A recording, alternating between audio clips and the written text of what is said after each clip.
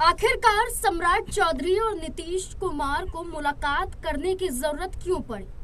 क्या सम्राट चौधरी नीतीश कुमार को मनाने पहुंचे थे? क्या सम्राट सरकार से नीतीश कुमार नाखुश है?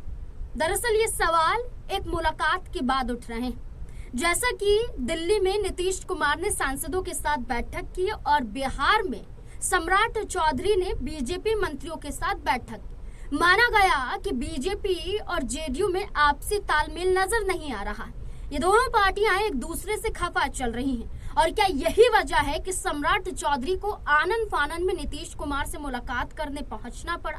सर, ये बड़ा सवाल बन जाता है कि जैसे ही नीतीश कुमार दिल्ली से बिहार पहुंचते हैं तो सम्राट चौधरी उनसे मुलाकात करने पहुंच जाते हैं और मुलाकात लगभग आधे घंटे तक चलती है। और इस मुलाकात के बाद खुद नीतीश कुमार और सम्राट चौधरी बाहर आते हैं और नीतीश कुमार उनके कंधों पर हाथ रखे हुए दिखाई देते हैं, जैसा कि तस्वीर में नजर आ रहा है।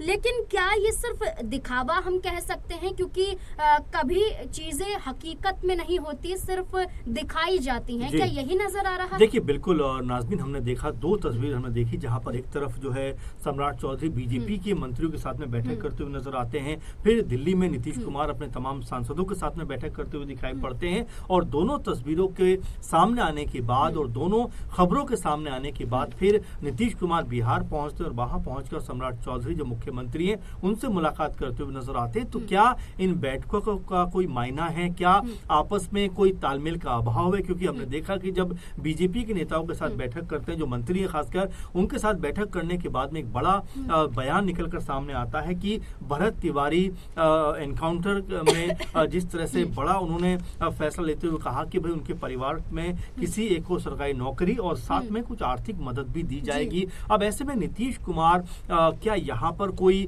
बड़ी बात करते हुए दिखाई पड़े? क्या अंदर खाने में कोई स्थिति बहुत बेहतर दिखाई नहीं पड़ती? क्योंकि जेडीयू और बीजेपी के बीच में बीते कई दफा से देखा जा रहा है कि तनातनी का माहौल बनता हुआ दिखाई देता है, तनातनी नजर आती है। और ये तनातनी जो है क्या रिश्तों में भी फर्क डालती हुई दिखाई पड़ेगी? कई तरह के सवाल हैं, क्योंकि बिहार की राजनीति जो है उसको लेकर कहा जाता है कि वो कभी भी करवट ले सकती, कभी भी बदल सकती। और चूंकि नीतीश कुमार को लेकर तो ऐसा कहा ही जाता है कि वो कब पलटी मार ले कहना मुश्किल है। बिल्कुल। तो ऐसे में इस मुलाकात के भी अपने मायने हैं, क्योंकि बिहार में जिस तरीके से अब कई मुद्दों के ऊपर चर्चा है, तो हो सकता है इस बैठक के अंदर भी कुछ ऐसा हुआ हो जो हो सकता है तालमेल बनाने का प्रयास किया जा रहा हो, क्योंकि कई मुद्दे ऐसे हैं जहां पर जेडीयू वर्सेस बीजेपी दिखाई पड़ रहा है। बिल्कुल। इस बैठक के बाद मीडिया के सामने तो सिर्फ ये कहा गया कि बिहार के तमाम मुद्दों पर चर्चा हुई, लेकिन अचानक से मुलाकात होना, इसके पीछे ये कारण माना जा रहा है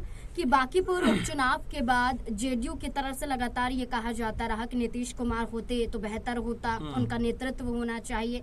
वहीं दूसरी तरफ शराबबंदी का बड़ा मुद्दा, जिस पर जेडीयू नाखुश नजर आई इसे हटाने को लेकर, और वहीं सम्राट सरकार द्वारा ये कहा गया कि इसे हटाया जाएगा। इसके अलावा प्रशांत किशोर के वो बयान जो ये बताते हैं कि जेडीयू किस कदर कठपुतली बीजेपी की बन चुकी है। तेजस्वी यादव भी लगातार ऐसा ही कहते हुए नजर आए हैं। अब देखना होगा कि मुलाकात के बाद क्या फैसला लिया जा सकता है। आपको क्या लगता है कि इस मुलाकात के और क्या मायने हो सकते हैं? अपनी राय हमारे साथ जरूर साझा करें।